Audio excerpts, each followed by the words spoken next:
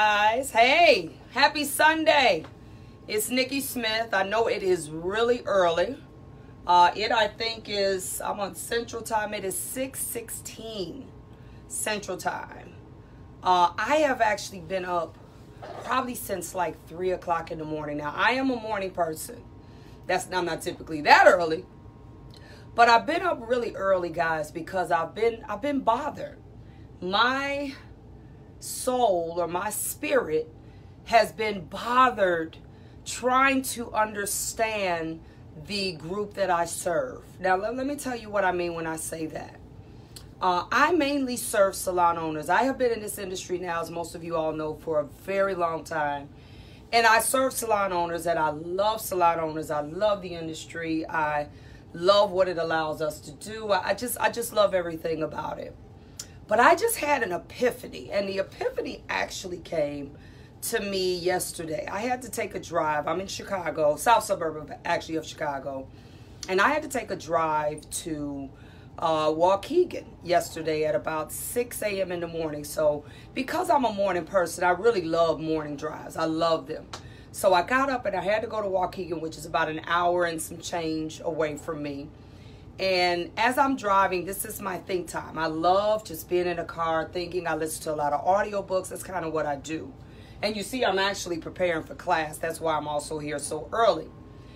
What I was really thinking about was how to change the thought process or the mindset of a culture. How do we do that? When we think about a lot of the people, no matter what industry they're in, and they've come before us, the way change was influenced in all of our generations, for those of you all that have lived long enough to see change, it has always been a cultural shift. It's always been a shift of a way of thinking, an acceptance or non-acceptance. It's always been something that had to click here before things could really shift. So when I think back to the civil rights era, same thing. When I think back to even some of the bad things that we talk about, when drugs infiltrated our country, it was a shift. It was what happens in shifts and this is where I'm going, is in shifts, or I'm reading a book right now by John Maxwell called Leader Shifting. It's a brand new book. It's really good. And it just talks about how we gotta keep changing and shifting. But in those cultural shifts, as the mindset starts to change and the people that we're trying to influence, it generally also comes with opposition, naturally. And opposition could come in many forms. We know through the years, and I'm not a historian, so I can't give specific dates or timelines to things. But I do know with everything that we've shifted and everything we've evolved into, there's always been some opposition. There's always been some opposing force.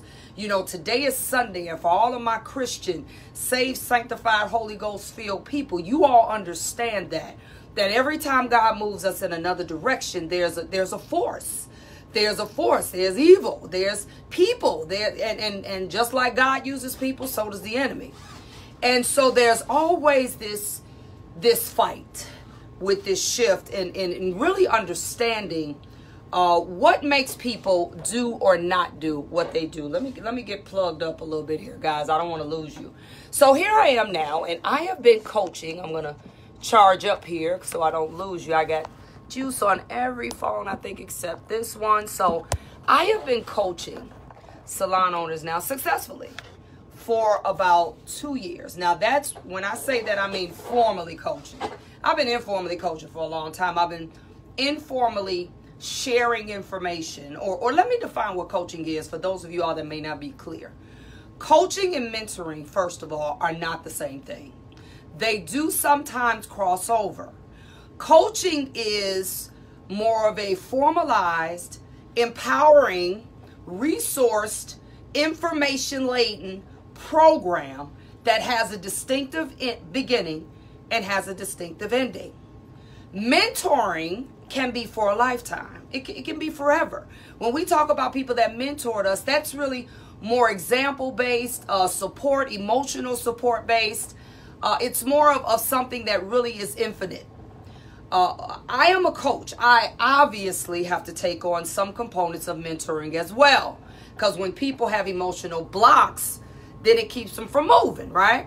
So here we are now. And I woke up about 2 a.m. this morning. I didn't physically get up till about 3. And I really understood something about the people that I serve. And let me tell you what prompted this. I've been doing the coaching now hard for 2 years, and the owners that about 50%, let me not say all, about 50% of the owners that I actually serve, I came into this with this ironclad, blueprinted, step-by-step, save your business, how to, from taxes to structure to staffing to, my stuff has it all in it. It was all business related. And as I started to proceed in these different areas, I found that I was constantly getting pulled into the area of the chair, of clients, of figuring that out for people. Now, I can do that too now because I did it successfully, and that part is easy for me. But it forced me to really kind of, I don't want to say fully reevaluate, but reevaluate a little bit. I think I was naive to believe that everyone, or mostly, most of the salon owners or stylists / salon owners went into opening a salon because they wanted to run a business. This is what I believe I'm 50 years old. I have believed this since I was probably in beauty school, that people open salons because they want to run a business. That's all I thought. I didn't see it any other way. But let me tell you what I've discovered. And I'm having to reevaluate how I approach coaching because of this discovery. I'm spending 50%, if not more, I'm being generous actually, of my time when I'm doing coaching calls, when I'm evaluating, on teaching owners who are obviously still service providers in their business. I'm spending all this time teaching them how to build their chair. And at first I'm like, I'm not understanding this. I'm not understanding why I'm having to spend so much energy in you building your chair. And I'm not also, I'm just being transparent here. I'm also not understanding you being in this thing for 20 years and you still scrapping for people. And I'm not understanding where this thing went wrong. And you decided to open your salon in the midst of this. And now we got 2 problems instead of 1. So I'm seriously, guys, I'm like, God, help me understand, because I'm trying to follow the script, so to speak, loosely, because I can freestyle too if I have to. But I'm trying to follow the script. And in following the script, let's say we get to the part of I'm trying to help you balance out your books and understanding your business, because you got these half commission and half booth rental and all of this. But then when I break down your finances, I understand why this isn't right, because you've been doing this for year after year after year, and you haven't even mastered this small piece, which is behind your chair yet. And so I have to step back and I have to say, okay, God, is this what I got to do first? Because I'm going to tell you, it really had become a struggle for me. It had become something I didn't understand, how you got a salon and 10 people in it, and you still trying to figure out how to get your client to make a standing, your client. And so I had to, and this is all the time. It's so often that it forced me to step back and to say, okay, let me look at this. Let me look at this a little differently. Because my goal, obviously, and it will never change, is to make sure these black salons don't die. That is my goal, to make sure they don't die. Because if we don't get some things together, you all crying about sweets now, it's going to be more sweets, or more people going back home, or more people saying, screw the hair business. It's going to be more of that if people can't figure out how to navigate and grow in this industry. So I had a person ask me, and this is not a salon owner, ask me maybe about a year ago, did I have a program set up for people who are trying to do, client retention and build their clients and all this type of stuff. And this person wasn't a salon owner. And I remember telling her, she's actually a stylist that's my client. I do her hair. And she was like, Nikki, I know you know how to do it. Can you help me and maybe some other people with that aspect? And I didn't want to stretch myself too thin. So I said, you know what? I told her no, is basically what I said. I said, no, her name is Tina. I said, no, Tina, I ain't got time for that. I don't have time. I'm focused on the salon owners and getting their businesses together and this, and that, because I done been through all the struggles and channels. And, you know, I'm going through this whole spiel with her. So that was a year ago, maybe a year and a half ago. So now let's fast forward. My goal hasn't changed, but I'm having to deal with the same issues with non-salon owners that I am with salon owners, because people are opening these salons and they haven't yet mastered their chair. They haven't done it yet. So I'm like, okay, how do I restructure this? Or how do I make sure people understand the realities between it's going to change when you're still trying to figure out how to get a client in your chair, how to get them to make a weekly or a bi-weekly or whatever it is that you're trying to do. When you're still out and you're having to pass, not choosing to, having to pass out cards and do freebies to get people in. And when you're still building, because you know there's a difference in building your business and growing your business. Those are two totally different things. And I was under the impression that people that were, when they were ready to open a salon, were growing their business, meaning expansion, meaning add to. No. I was wrong. 90% of the stylists I have talked to in the last 2 years have not mastered their chair. They are still scrapping for client week after week, day after day. I ask people stuff like this. I've asked many of them, do you know how to do a commitment or have a commitment conversation or have, these are things that I learned, and I realized obviously a lot of people didn't learn that. And when I break, they're like, what does that mean? And when I break down to them what that means and how that works, the first thing they say, and they're honest, they're like, no, I've never done that. Let me just give you a snippet of what a commitment conversation is, especially in a salon industry, because people come back. They want to come back. When a person gets in your chair, this is the place that you want to have this conversation, meaning you're finishing them, you're styling them. Barbers a little different because y'all ain't got them in there that long. But when you're styling them, I don't care what you've talked about before that point, this is the commitment, or as they say, the closing period of your business. When they're in that chair, all you're talking about is how'd you, especially if they're new, how'd you enjoy your service? They'll say, oh, it was really great. Well, what is your schedule like during the week? They'll say whatever. Are you a typical salon person, or do you like doing your hair at home? Are you weekly? But you start asking these type of questions to kind of probe how they look at the salon.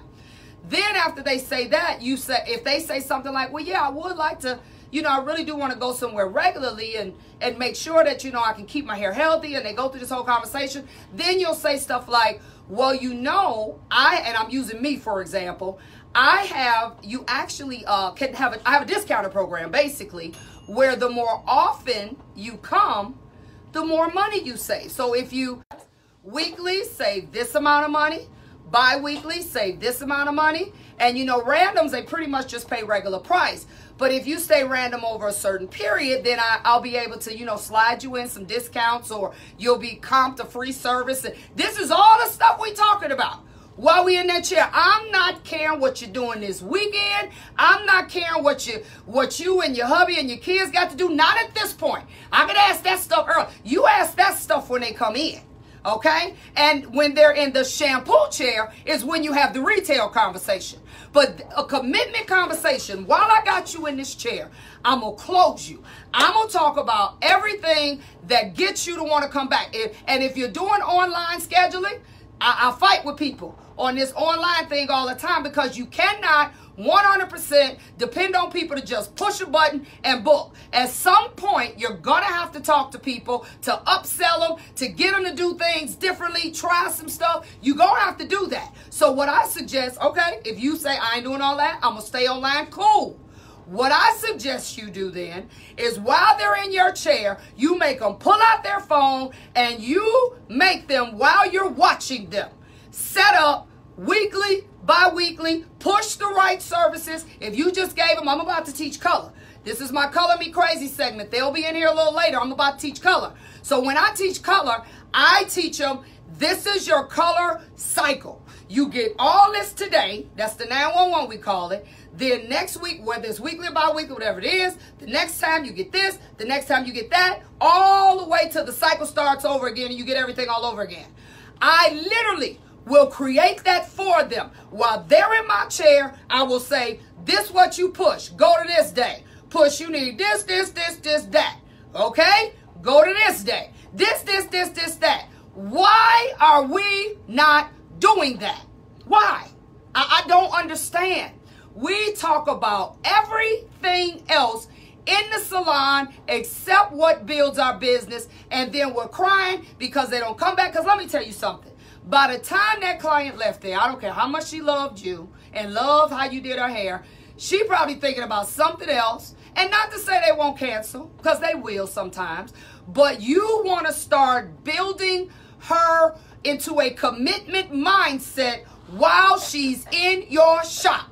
Fine. Do it online. You navigate it. You tell them, go on. Matter of fact, you want to get real clever? Let me take a drink. You want to get real clever? Get yourself an iPad. Set your iPad up. Use it as a scheduling station. One of the doctors I go to, that's how they do it. They ain't even got no front desk people no more. They got a big old iPad Pro up there with all this stuff. Everybody come in, you type whatever, your name. If it's something else you need, next to, I mean, I love it personally. You ain't got to talk to nobody. You talk to them when you get back there. We have got to change the way we're doing stuff. And for those of you all that are salon owners, I get it. It's like having a baby and you wasn't ready. It's here now. Now we just got to figure it out. Let me tell you something. If you are a full-time stylist, and I get it, I am shifting the way I'm even coaching now. Because, matter of fact, my next coaching contract will have a component of client retention, building commitment. Because let me tell you what I did learn when I was actually in the salon doing what I, working crazy. I actually learned, because early on I didn't know all of what I know now. I learned as I went and I implemented it, but I realized that people watched me. Even when I didn't necessarily tell them, do this, do this, do that, do that, they watched everything I did. My workers watched everything I did. They watched how I talked to my people. They watched how I still today. Good morning, so-and-so. How you doing? How was your vacation or whatever you remember about them, your days off, whatever. I always say thank you and please come back again. I still, 31 years later, still do that. Still. And my people have been with me forever. I was on autopilot. It became just automatic. But all of those things, so I'm saying to you, since you haven't, you salon owner, still haven't mastered your chair while you trying to still fix this shop, you are going to have to, if you don't know how to talk and teach and train your people into doing what it is that you need them to do, then you're going to have to be a hellified example. They're going to have to watch you and see, okay, I'm going to say what she says. I'm going to do what she does. Think about, a lot of us have been places and we don't know how the flow goes. We don't really know the order of stuff. So what do? You sit back and watch what other people do. You say, okay, obviously you go there and then you go there. You figure it out. I am starting a program in my coaching, and I'm thinking about starting it independently, but I ain't got time for that. My coaching program going forward will have pretty large components of mastering your chair. Mastering your chair. Let me explain what that means. Uh-oh. I'm wasting my tea on my iPad, guys. What that means is when you get to the point, there's nowhere else to put them. There's no more hours in a day. You can't let people get nothing other than what they ask for. There is just no more time. You got a waiting list 3-4 months out. You having to tell people no on a regular basis. When you find yourself, and I'm going to give you all a marker, when you find yourself existing that way for 5 years straight, no dips, no, because let me tell you something. When you master your chair, a slow day for you is like busy for other people when you master that chair. But you have to intentionally shift your conversations. You have to shift even just some of the way maybe the order of your salon is. For those of you all that are salon owners, you're going to have to be real strategic with the people that you allow into your space so they don't wreck the order. So these are things, I get it. You ain't got there yet. Most of us who are now going the other way is because we've mastered the check. Those of us that are going that way and we good with it and we're not struggling with it is because we mastered that chair. We did it already. We ain't looking for no more clients. If you are a salon owner and you are still looking for clients for you, not for your people, that means you haven't mastered your chair. And let's think about that for a minute. You're a salon owner.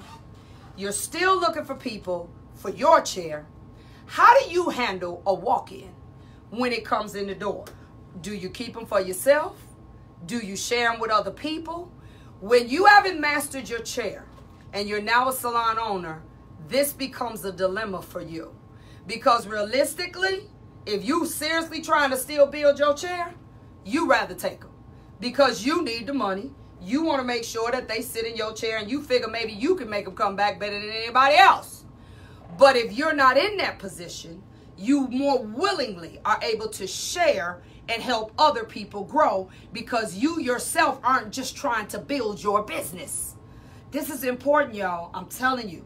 It is, and it has been, I have literally been up. I'm talking wide-eyed, not out the bed, but up since 2 o'clock this morning because I'm bothered by it. And I think I'm more bothered by the fact that the people that are owning salons really believe that your salon is going to reach its pinnacle of success. Now, don't get me wrong. They can exist. Oh, yeah, they can exist. Salons can exist fine. They can exist fine with the owner doing hair all day behind the chair, and as long as everybody pay their rent on time and this and that and the other. Yeah, they can exist fine. I know many salons that are existing that way. No hiccups. Everybody pay their rent. Everybody lives in mediocrity. That's how everybody lives. And for some people, that is fine. But if you are one that wants to reach your pinnacle of salon ownership, of mastering your own career, then the balance of both of those at the same time is going to become a situation where you're going to have to become real intentional, real strategic, maybe shift your days up so you can give one part a little attention and the next part the other. How many, this is something else I've seen. So many of my salon owners that do have people in their chairs, they have workers, booth rent or commission, but they're so busy behind their chair. They're so busy that you got all kind of people coming at you, trying to sabotage you, doing stuff, trying to kill your business, but you can't even pay attention. You can't even pay attention because all you can look at is what's right here in this chair. I have been in salons where eventually something blew up that was totally, the owner was hit by the blind side, and I'm like, you weren't hit by the blind side. You wasn't in the position to pay attention. And I'm going to tell you something. This is also a decision you can make. If you yourself can't pay attention, then you better account for somebody to work in that space. Call them a receptionist. Call them a cleanup person. I don't care what you call them, but you better get somebody that can be your eyes and your ears there. If you want to just do hair, which is what y'all want to do, you want to just do hair, and you're really not that vested in running this baby that you, or raising this baby that you birthed, then you better get somebody in there that can pay attention, because a lot can go on while you slaving under this chair. I talked to somebody last week, and they asked me something, and this is kind of the stage that I'm at too. I talk to people every week. People call consultations every week about people that want to join. It's at least 5 or 6 of them a week, every week. And I tell them no, a lot. I tell them you ain't ready. I will tell, and this, it's been brewing on me. I done told him, you need to get the chair straight. Now, what I did, and I'm going to go back to what I was going to say, I decided, because everybody can't afford coaching, I get that. I decided to start a private Facebook page where I do 4 videos a month, and one of them is interactive. And that's all I deal with is client retention, how to upsell, how to schedule, stuff that a stylist bona fide need to know. I started that and I started it. I didn't even want to start it really, but I said, you know what, I got to, because I know how. I mean, I got that down to a science. That's how I was able to do what I did. But I said, I got to start something. And I am here to serve. So I'm like, fine, you can't pay for coaching. I told the people that already joined it, look, $50 a month, cancel at any time. I don't care. I'm going to put these videos on here, and I add you to the page. As long as you pay it up, you'll be able to watch these videos. I will walk step by step by step, how to get them, how to keep them, how to go looking for them. I have went out and hustled for clients to do a class for. I ain't got no problem getting them in here. And I'm talking about color. I didn't win in beauty supplies and be like, look, y'all want some color? Because I ain't got no problem talking to people. I do that still today. You're going to have to grind. You're going to have to talk. Or you're going to have to pay somebody that knows how to talk. This never changes. I don't care how much digital media we got. There are still going to be times, as Simon Sinek says, when human connection is needed. Human connection. You know, Simon Sinek, I love him. He's a new author, and he made a really good comment at his TED Talks, which he did way back when. He said bloggers. You know, bloggers, they have this big blogger sphere conference in Vegas. And he talks a lot about how we've lost human connection, how we've lost the ability to talk to a person and build the ticket as opposed to just giving them what. And, you know, he talked about all this stuff. And he said, well, if we didn't need human connection, bloggers, they feel like the internet is the be all. It ain't nothing better. But even bloggers, even people who make their money 100% virtually, still come together, 50,000 of them in Vegas every year, because nothing replaces face-to-face communication. Nothing. At some point, y'all, I'm telling you, you want to master your chair, you're going to have to talk to people. Sometimes, I get it. You don't want them calling you all day, fine. Put them on the schedule. Maybe have your scheduling system set up where certain things they got to talk to you about. Talk to them while they're there. I've watched people. You don't even talk to them while they're there. And then the first thing you tell me when you want to come open a salon, because I got 2 groups. One is for people that want to open a salon. First thing you do, and this is my new profiling criteria. You come to me and say you want to open a shop, and you say, I need you to help me do it. First thing I'm going to ask you is, you still a hairstylist? You say, yeah. I'm going to say, what does your chair look like? How many clients you got? How many regular clients you got? How often do you have a tight schedule? I'm going to ask you every question in the world, because the only person that I can see at this point taking on in that group, or you have to go to my other group, is a person that tells me, I'm trying to go the other way. I just want to run the business. I'm not trying to build a chair. That's different. But 90% of y'all still trying to get customers. You still trying to master that chair. You cannot master it. Hold on, let me get another drink. You cannot master that chair without communication, without understanding your craft, without continual education. You will never master it. And not only that, if you don't become the standard, that you believe in education, that you believe in good customer service, that you believe in good products, that you believe in going to class, going to shows, I don't care what it is. If you are not that way, you also will not be a good example to the people that sit under you. You know why I didn't have to scrap for people when I had my salons for 21 years? Is because even when I didn't know how to tell you what to do, I could show you what to do. I could say, you know what? I don't know what to tell you, but I'm about to go over here. Y'all want to go? And it was a class, a show, or something. I knew how to do customer service. And even if I couldn't tell you, you say this, that, and that, I could show you.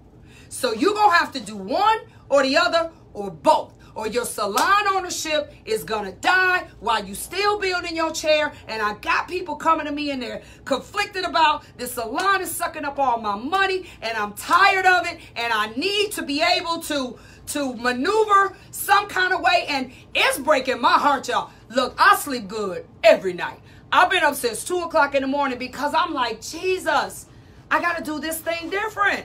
I got to do it different because out of the I don't know how many people I coach, but out of however many I coach, this is at least 75%.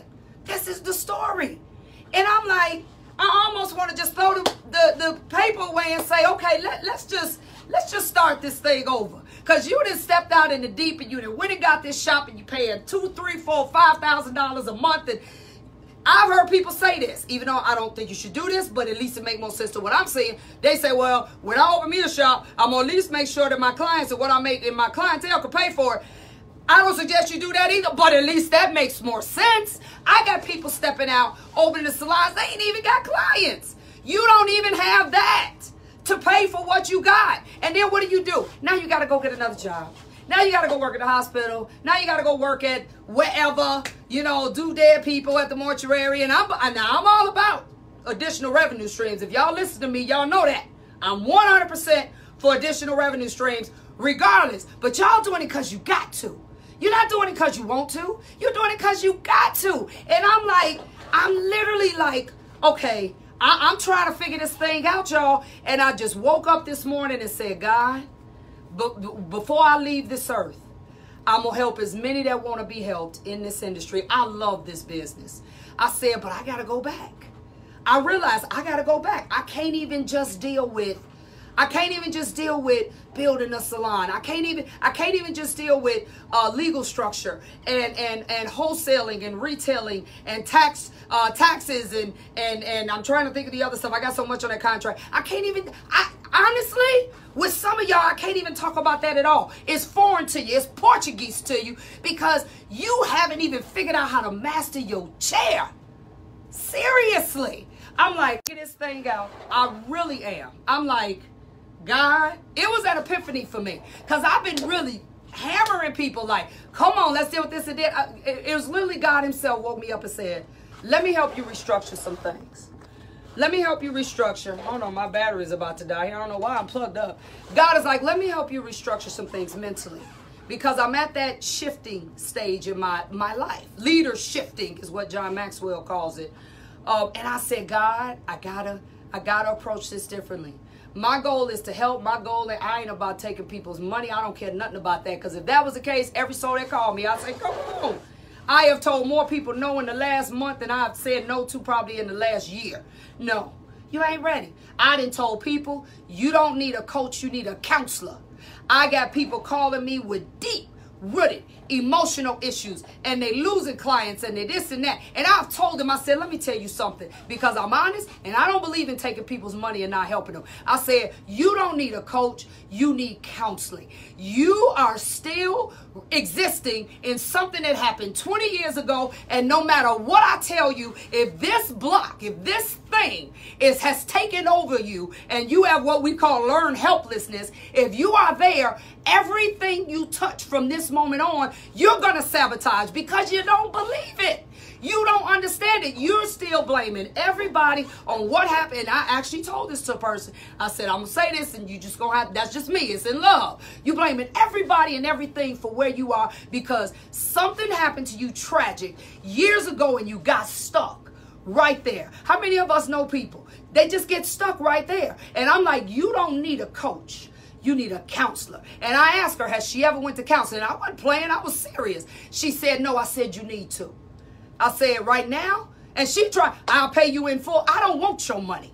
I want you to get the help you need. When you get the help you need and then you're ready, then you come holler at me. But right now, nothing I would do for you would stick because you don't have it yet. You're missing it. I said, and you need, we all need help sometime. Let me get my tea here. We all need help sometime. I told her, look, black people, for any of y'all that still exist in that mindset that to get help, people think you crazy. Look, y'all better get you some help.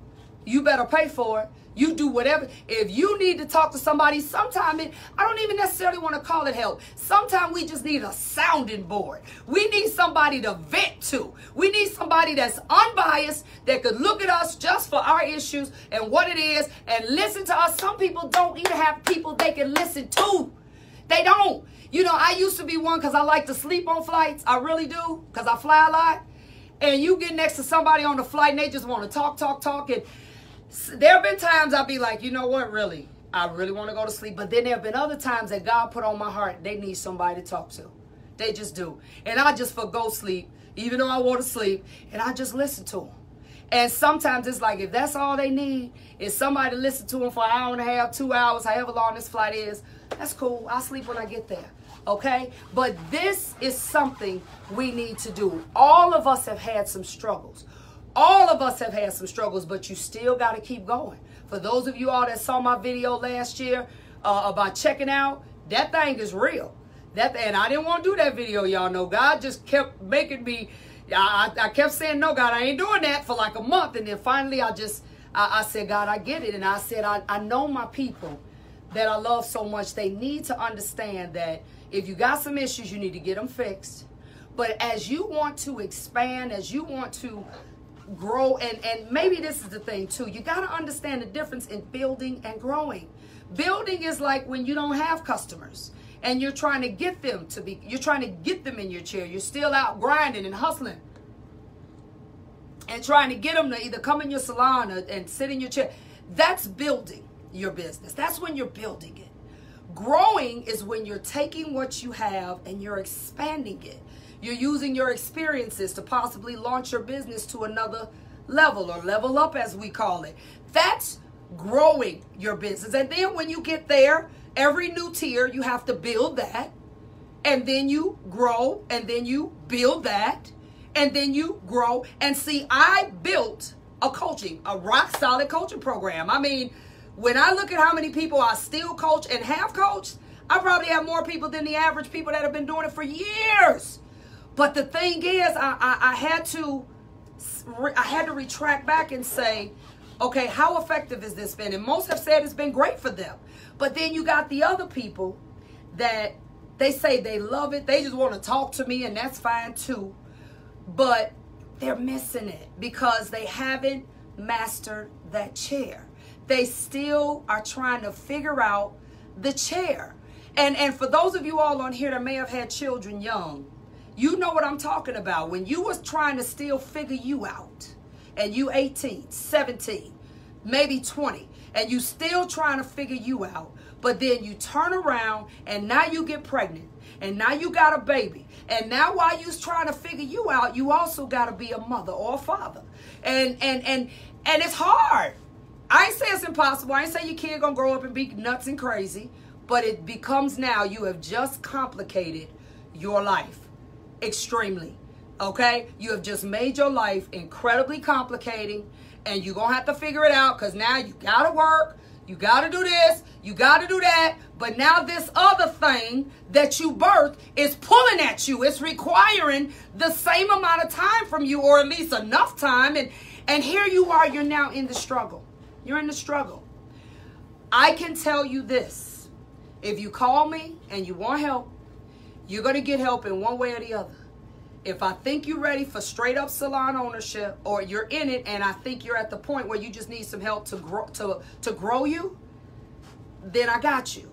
But if you call me and you think that's what you need, but what you need is help building, mastering your chair so that you also can be an example to those that are trying to master theirs, then I'm going to put you over here.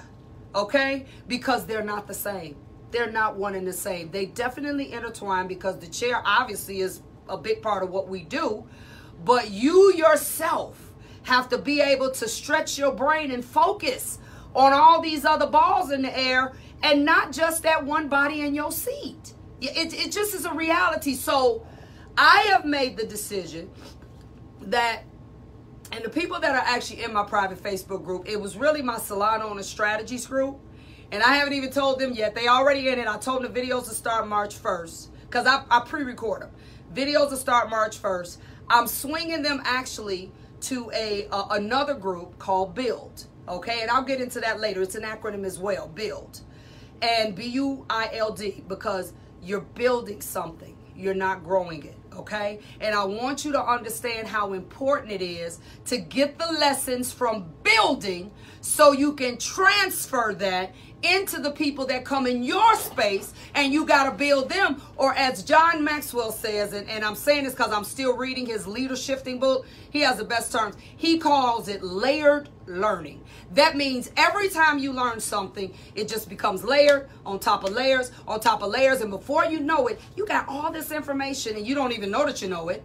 And this now becomes the thing that makes you the person that people want to work for. Because now you got the information. You can tell them how to master their chair. You can tell them how to build services. You can tell them how to, increase revenue streams, do more social media, whatever the thing is. You now can tell them what to do, but it is extremely difficult and virtually impossible when you are still full-time now. I ain't saying just, maybe you just shifted gears. I know I got a lot of people that go from regular hairstyling. Now maybe they want to go into trichology or go into color. That's growing what you're doing. That's different.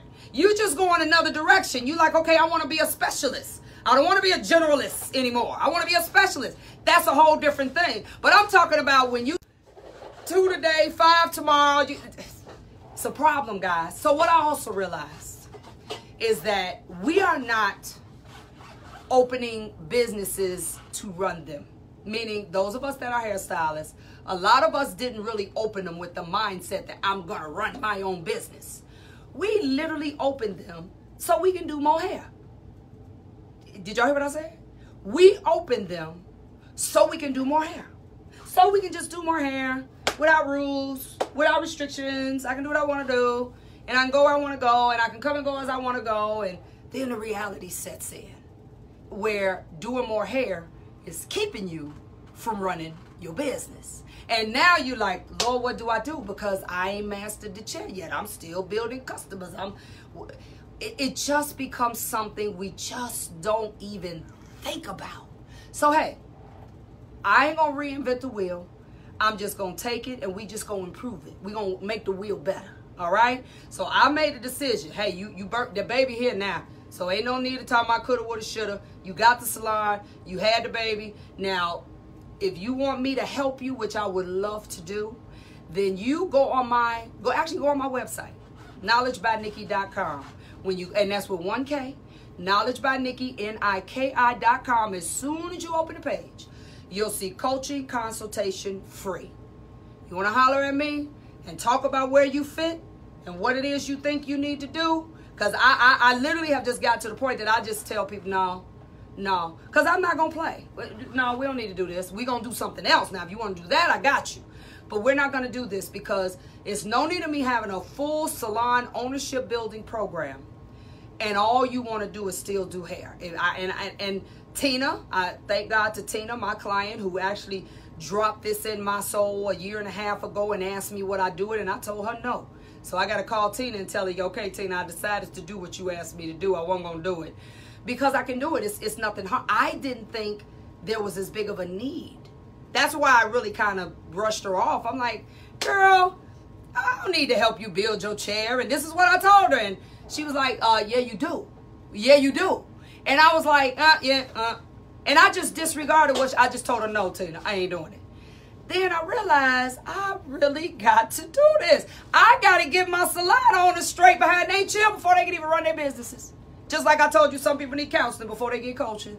I got to literally go back and do this. So I'm restructuring that whole program. I think I'm going to make the first couple months of it, I believe. I ain't even figured it out yet because I've been up since 2 and I just decided to do it. But it's necessary because my goal is not to let the salons die, guys. I got a salon owners conference coming up in Vegas. It's going to be off the chain. The last one we did was off the chain. People were like, they were so happy wasn't no hair being done. And there ain't no hair here. If you want to learn how to get your salon together, this is what you going to do. And now dig this, y'all. I have 4 or 5 hours that were, I call them, the hotel blessed me with them because I wasn't even contracted for this particular room for these hours. Actually, it's 8 hours. And they said, no, you can have that room too for the whole time. And didn't charge me no extra. I said, oh, okay. So what I'm going to do is I wasn't going to add that component to it. But I figure, hey, I know how to do it. So I'm going to add that component to the Salon Owner Strategies Conference, because the reality is some of you all have not mastered that chair. So even though you come here and get these great nuggets, I got 16 educators. I got 18 if you count me and the host. We got some workshops. I mean, it's layered learning for real. And it's everything concerning the salon industry. I'm going to have to teach that class, because the reality is a lot of the salon owners there have not mastered that chair.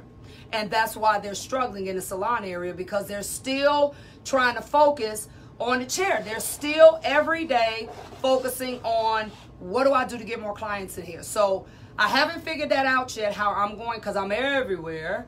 But I'm going to make that a class. I'm going to make that one of the classes that I do at the conference. I at first was telling everybody I ain't teaching at the conference because I'm tired. They like, no, you have to teach. So I'm going to go ahead and teach. And I haven't even figured out what it's going to be called. I might call it Mastering the Chair.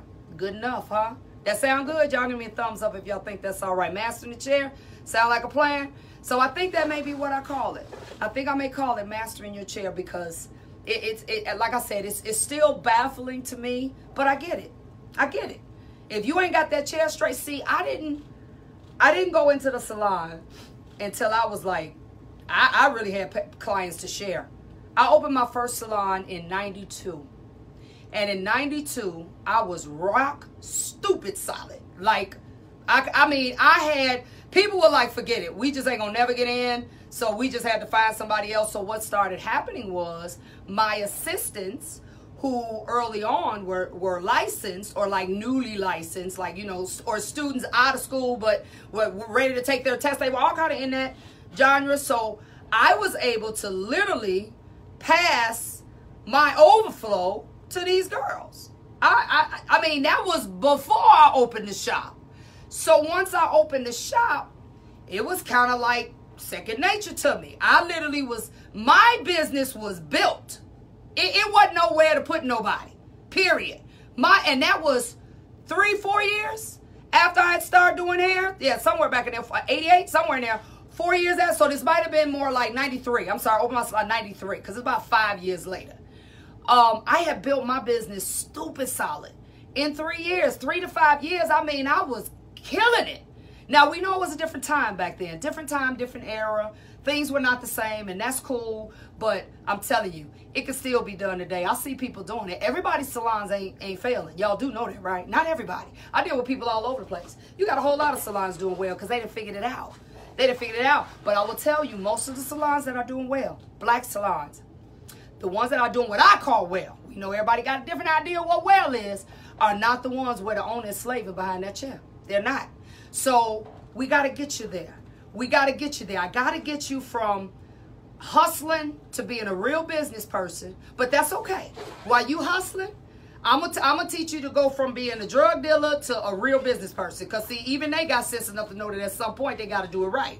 All right? So I'm going to teach you how to be a real business person, but we're going to master that chair first. We're going to master that chair. We're going to make sure that chair is solid, and you can kind of move and go whatever direction you want to go in by that time, so that if nothing else, you can be the best example ever to the people that you serve. Okay? That sound like a plan?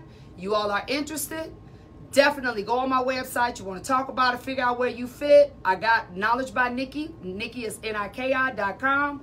There's a tab soon as you go on it that says consultation, coaching consultation, and it's free. It's 90 minutes. I take 90 minutes out. I just holler, talk to me. What are you going to do? And I'm going to tell you straight up, no, you either here or there, or I'm not going to do it at all. But I'm going to be honest with you, and I'm going to make sure if I got somewhere to send you to get what you need, I'm going to do that. But I just realized I have to leader shift, which is what John Maxwell says, and that's what I'm doing. I'm shifting so that I can be more effective in what it is that I'm doing. So y'all holler at me.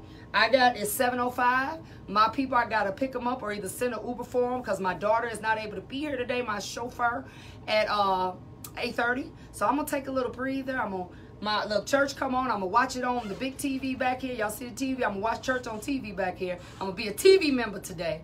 And I'm just going to relax because this is an all-day class. Color Me Crazy, guys, is off the chain, by the way. And I didn't start Color Me Crazy to just teach y'all how to do some more color and do some more hair. I started it really as a business growing or business building mechanism. And for those that are maybe salon owners, it's a building business growing mechanism. So I'm actually, y'all stay, if y'all get out of church, don't be looking at me while y'all in church now. But if y'all get out of church, go like my Color Me Crazy color stuff now. KOLORMECRAZEE. Color Me Crazy. I'm actually going to come back and I'm going to do a little bit. I'm going to show you a little bit of the business part because we do that for like the first couple hours. And I'm going to show you a little bit of that on the Color Me Crazy page today. So we're going to go live. Now, again, don't y'all be looking at me while y'all in church. Y'all can come catch the playback later. But class starts at 9, so I'll probably go on maybe about 9:15, 9:30, whenever I can get them in here and get situated. But that's something that is also a business building, and really it's really more growing. It's really more growing than building, because most people, when I try to get them to start evolving more into color, it's really taking the clients they already have. So that's more of a growth technique. That's a growth system. When building is like you trying to just get people in the door. So it's really more of a business growing service. And so I'm going to talk to you a little bit about, this is 3 days, y'all. You can go on my website too, see the Color Me Crazy. Just put it in Color Me Crazy seminars. I got them all year long. And I got the people, they're coming today. And one of them is actually coming back. I got people that come back to the seminar. They're like, girl, I need to come back. Because color is vast. It's a lot. It's a whole nother animal. So, and it's a lot. I give you 8 hours today, 8 hours tomorrow, 8 hours, guys. I'll be tired too. And then Tuesday, it's about 6 hours. But it's set up where today it's like theory on steroids. Like, for real. Theory, just science.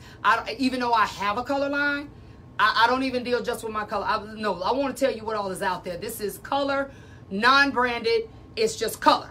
Everything you learn in here is just, just about color. That's it.